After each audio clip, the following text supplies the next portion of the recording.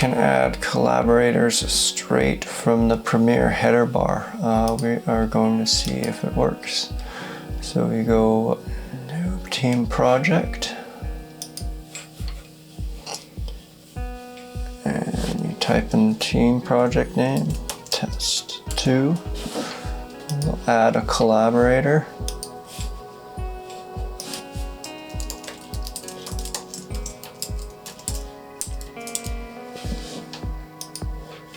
We'll click invite, we'll click close, and then we'll click OK.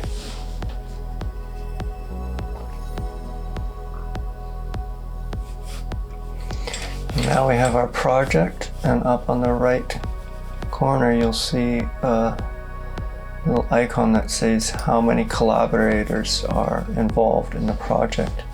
Right now this is invited because I'm invited myself, so I haven't accepted yet, but here's a quick way to see who's working on your project and a quick way to add new collaborators right on the top right corner.